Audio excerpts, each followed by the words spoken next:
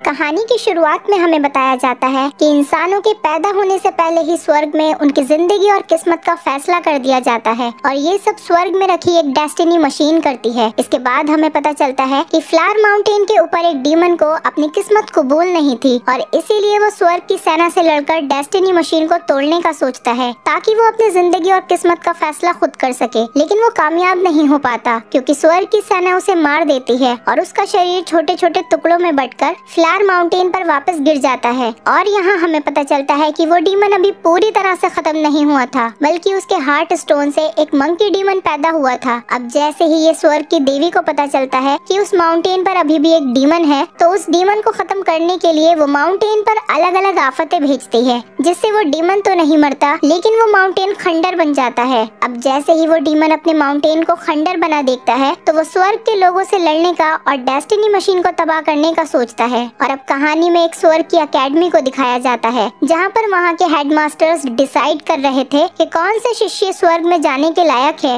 और तभी हम यहाँ पर मंकी किंग को देखते हैं, जो इस एकेडमी से खाना चुरा रहा था। और तभी उसे एक सिपाही देख लेता है, जो उसे कुछ भी खाने से मना करता है। जबकि दूसरी तरफ अब यही सिपाही एक लड़की से बदतमीजी करने लगता है और वो अब उस लड़की को अपने हथियार से मारने ही वाला था कि तभी एक शिष्य आकर उस लड़की को बचाता है। लेकिन इस बात से उस सिपाही को गुस्सा आ जाता है और वो उस शिष्य को मारते हुए दूर फेंक देता है। और अब एक शिष्य जिसका नाम अजी है और एक देवता है, वो सबके सामने उस सिपाही को मारती है और सिपाही को और भी ज्यादा गुस्सा आ जाता है। अब सिपाही अपने साथी सिपाहियों को उसे मारने के लिए कहता है, लेकिन इससे पहले कि अजी को कोई नुकसान पहुंचता, वहां पर मंकी किंग आ जाता है और वो अजी को मारने वाले आदमी को पिलर पर गिराते हुए उस सिपाही को भी मारता है और वो साथ ही सिपाही को मारते हुए दूर फेंक देता है। और सिपाही को मारने की वजह से अब यहाँ पर बहुत सारे सिपाही आ जाते हैं और उन्हें देखकर मंकी किंग अपने कान से लावा निकालता है और वो लावा उसके हथियार में बदल जाता है। और फिर वो अपने हथियार को घुमाता है, जिसमें से आग निकलती है और वहाँ मौजूद सारे सिपाही एक ही झटके में ऊपर उड़ते हुए दूर जाकर गिरते हैं। अब मंकी किंग सारे सिपाहियों को दूर गिरा हुआ देखकर खुश होने लगता है। उधर स्वर्ग की देवी को इस बात का पता चलता है, तो वो अपने एक खास आदमी टियान को यहाँ भेजती है। इधर मंकी किंग को भी खतरे का एहसास हो जाता है। तभी यहाँ पर टियान आकर मंकी किंग पर हमला करता है और इन दोनों में भयंकर लड़ाई होने लगती है, जिसमें टियान मंकी किंग के चारों तरफ एक हवा का बवंडर बना देता है, जिससे निकलना मंकी किंग के लिए मुश्किल हो जाता है। और तभी मंकी किंग अपने हथियार को जोर से जमीन में मारता है। तब उसका हथियार देखते ही देखते बहुत बड़ा हो जाता है और मंकी किंग अपने हथियार की मदद से बवंडर को रोक देता है। फिर अपने हथियार से वो टियान पर हमला करता है। तभी यहाँ अजी भी आ जाती है, लेकिन मंकी किंग अजी को नहीं मारना चाहता है, पर वो अपने हथियार को रोक नहीं पा रहा था। लेकिन अजी एक उंगली से उसके हथियार को रोक देती है और यहाँ पर हमें पता चलता है कि हथियार अजी ने नहीं बल्कि उसके दोस्त एरलांग ने रोका है। और अब यहाँ पर एरलांग और मंकी किंग के बीच में लड़ाई होती है और एरलांग एक ही मुक्के में उसका हथियार चकनाचूर कर देता है, जिसकी वजह से मंकी किंग दूर जाकर गिरता है और इस तरह मंकी किंग हार जाता है। फिर स्वर्ग के सिपाही उसे पकड़कर कैद कर लेते हैं। वहीं दूसरी तरफ स्वर्ग की देवी को दिखाया जाता है, जहाँ उसके पास टियान मौजूद होता है कि तभी अजी वहाँ आती है और यहाँ हमें पता चलता है कि अजी स्वर्ग की देवी की ही बेटी है और वो उनसे शिकायत करती है कि मंकी किंग के साथ साथ उसके दोस्त एरलांग को क्यों कैद किया, जबकि एरलांग ने तो मंकी किंग को हराकर उस लड़ाई को रोका था। जिस पर स्वर्ग की देवी अजी को बताती है कि एरलांग को उनकी बात न मानने की सजा मिली है, क्योंकि उन्होंने ये काम टियान को दिया था। अब यहाँ हम मंकी किंग और एरलांग को एक साथ कैद हुआ देखते हैं, जहाँ मंकी किंग एरलांग से कहता है कि हमारी लड़ाई में नाइंसाफी हुई है, क्योंकि तुम दो लोग थे और मैं अकेला। इतना कहकर वो एरलांग से दोबारा लड़ाई करने को कहता है, लेकिन एरलांग मना कर देता है। तब मंकी किंग उसे और उसकी माँ के बारे में भला बुरा कहने लगता है और तभी एरलांग भी लड़ने के लिए खड़ा हो जाता है। लेकिन इससे पहले कि इन दोनों में लड़ाई शुरू हो, यहाँ पर स्वर्ग की देवी आ जाती है और स्वर्ग की देवी एरलांग को आजाद कर देती है। ये देखकर मंकी किंग स्वर्ग की देवी से कहता है कि ये तो कोई इंसाफ नहीं हुआ, क्योंकि लड़ाई में तो हम दोनों ही शामिल थे, तो आपने एरलांग को क्यों आजाद किया, जबकि आपको हम दोनों को ही आजाद करना चाहिए। अब मंकी किंग की बात सुनकर स्वर्ग की देवी एक ताज बनाती है और उस ताज को मंकी किंग के सर पर रख देती है। लेकिन ये ताज असल में कोई ताज नहीं था, बल्कि स्वर्ग की देवी के सामने बोलने की सजा थी, जिसको पहनने की वजह से मंकी किंग दर्द से तड़पने लगता है और स्वर्ग की देवी इस ताज का कंट्रोल अपनी बेटी अजी को दे देती है। अब मंकी किंग अपने पास्ट के के बारे में सोच रहा होता है, जहाँ पर हमें पता चलता है कि मंकी किंग ही असल में मंकी डीमन है, जो उस डीमन के हार्ट स्टोन से पैदा हुआ था और उसे एक बूढ़े आदमी ने अपनी शक्तियों से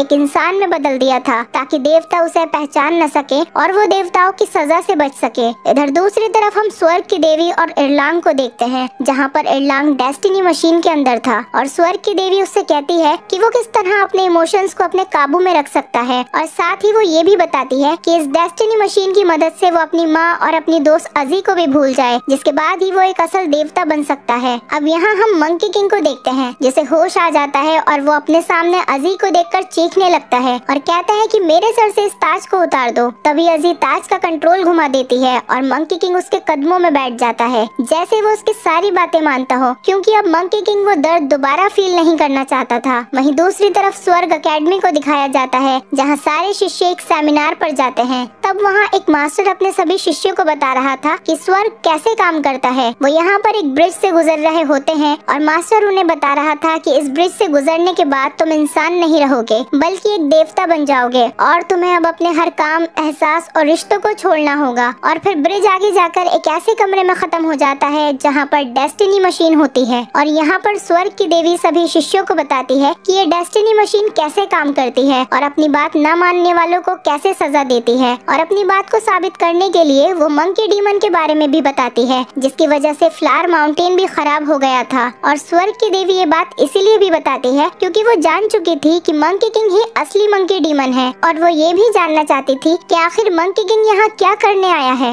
अब मंकी किंग को स्वर्ग की देवी की बातें सुनकर बहुत ज्यादा गुस्सा आ जाता है, लेकिन इससे पहले कि वो कुछ करता तभी अजीज स्वर्ग की देवी यानी अपनी माँ से कहती है कि स्वर्ग का असल काम लोगों को इंसाफ देना है और पूछती है कि क्या किसी का घर तबाह करना इंसाफ हो सकता है। और यहाँ स्वर्ग की देवी उसे बताती है कि ये सब कुछ डेस्टिनी मशीन का ही निश्चय होता है और उसका कहा हुआ ही इंसाफ है। इसके बाद सारे शिष्य यहाँ से चले जाते हैं क्योंकि अब स्वर्ग की देवी को पता चल चुका होता है कि मंकी किंग अब दोबारा स्वर्ग में है, इसीलिए वो अपने खास आदमी टियान को बुलाकर उसकी सच्चाई बताती है। स्वर्ग की देवी टियान को बताती है कि मंकी किंग ही मंकी डीमन है। वो टियान से कहती है कि मंकी किंग के यहाँ होने से डेस्टिनी मशीन और स्वर्ग दोनों को ही खतरा है। तुम्हें जल्द से जल्द मंकी किंग को खत्म करना होगा और उसका दिल निकाल कर मेरे पास लाओ। इधर मंकी किंग किसी तरह डेस्टिनी मशीन तक पहुँचने के लिए ब्रिज की चाबी को उठा लेता है। हालांकि ब्रिज को पार करके वो डेस्टिनी मशीन तक पहुँच सकता था, लेकिन मशीन तक पहुँचने से पहले ही उसे इरलांग रोक लेता है और अब यहाँ पर इन दोनों में लड़ाई शुरू हो जाती है। इन दोनों में भयंकर लड़ाई चल रही होती है और इसी दौरान ब्रिज के पिलर्स भी टूटने लगते हैं, जिसकी वजह से वहाँ तूफान बन जाता है और तभी टियान भी वहाँ आ जाता है और अब इरलांग और टियांग मंकी किंग से लड़ रहे होते हैं। तभी वहाँ पर अजी उस गार्ड के साथ आती है। अजी के रोकने पर इरलांग और टियान रुक जाते हैं, पर मंकी किंग अपनी शक्तियों को इस्तेमाल करते हुए अपना हथियार जैसे ही ब्रिज पर मारता है तो हथियार बहुत बड़ा होने लगता है, जिसकी वजह से ब्रिज टूटने लगता है और ब्रिज टूटने की वजह से वो सब अब फ्लावर माउंटेन पर जाकर गिरते हैं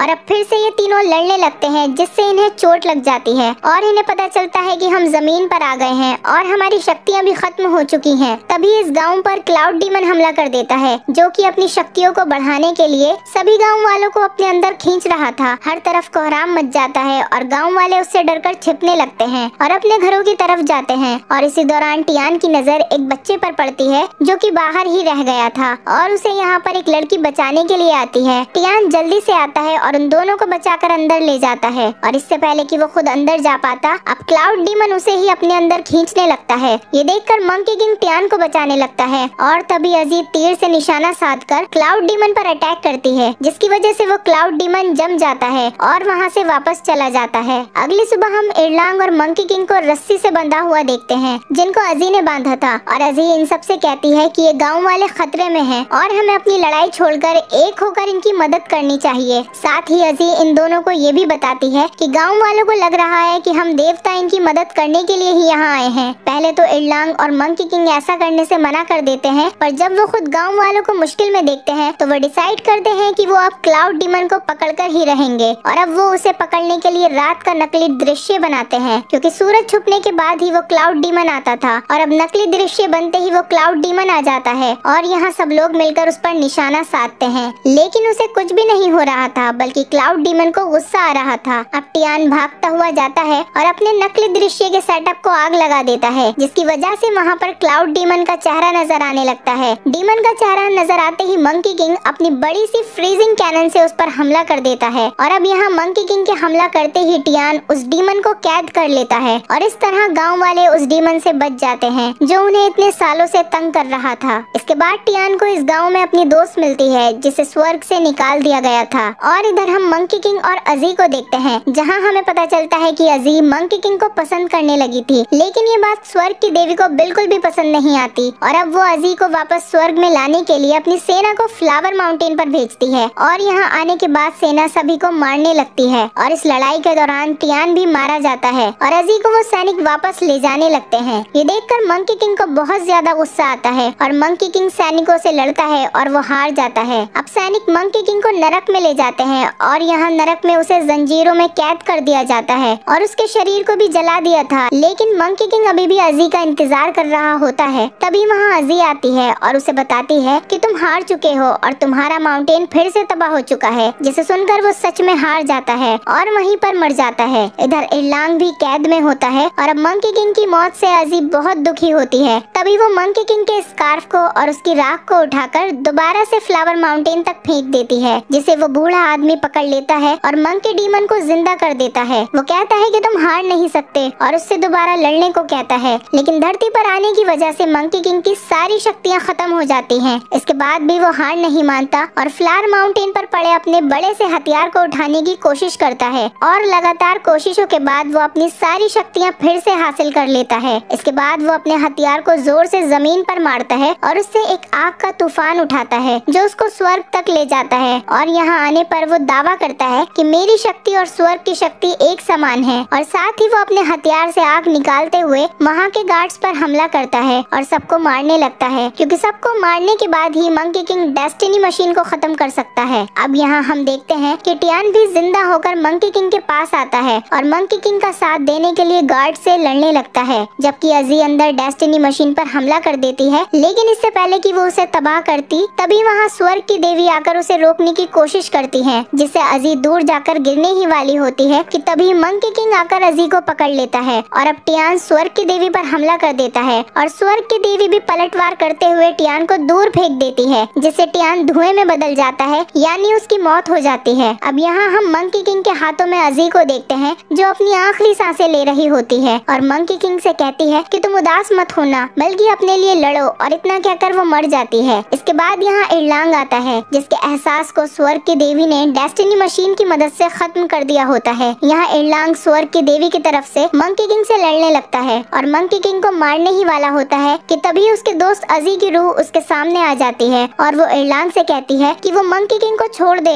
क्योंकि वो उससे प्यार करती थी। और ये बात सुनकर इरलांग के अंदर दोबारा से एहसास जाग उठते हैं और अब जब यहाँ पर स्वर्ग की देवी आती है तो वो महसूस करती है कि यहाँ कुछ गलत हो रहा है और जैसे ही उसे पता चलता है कि इरलांग के पास एहसास वापस आ चुके हैं तो वो इरलांग और मंकी किंग दोनों को मारने के लिए एक बहुत बड़ा तूफान खड़ा करती है, लेकिन ये तूफान उनको हरा नहीं पाता और मंकी किंग उस तूफान के अंदर से ही देवी पर हमला करता है और उसे खत्म कर देता है। साथ ही वो डेस्टिनी मशीन को भी खत्म कर देता है और अब मंकी किंग अपने मकसद में कामयाब हो जाता है। वहीं इरलांग को स्वर्ग का देवता बना दिया जाता है, जिसके बाद वो मंकी किंग से कहता है कि इस बार तो तुम्हें अजी ने बचा लिया, लेकिन अगली बार अगर तुम स्वर्ग में आए तो तुम्हें कोई नहीं बचा पाएगा। और अब ये दोनों अपने अपने रास्ते पर चल पड़ते हैं, जहाँ मंकी किंग फ्लावर माउंटेन पहुँच जाता है और इरलांग स्वर्ग पहुँच जाता है और इसी मोमेंट पर ये मूवी खत्म हो जाती है। दोस्तों, आप अगली एक्सप्लेनेशन कौन सी मूवी की देखना चाहते हैं ये हमें कमेंट करके बताइए, ताकि हम आपकी पसंदीदा मूवीज को एक्सप्लेन कर सकें। तब तक के लिए अगर आप हमारे चैनल पर नए हैं तो चैनल को सब्सक्राइब करें, वीडियो अच्छी लगी हो तो वीडियो को लाइक करें और हाँ, नोटिफिकेशन बेल को जरूर दबाएं ताकि अगली अपडेट सबसे पहले आपको मिले।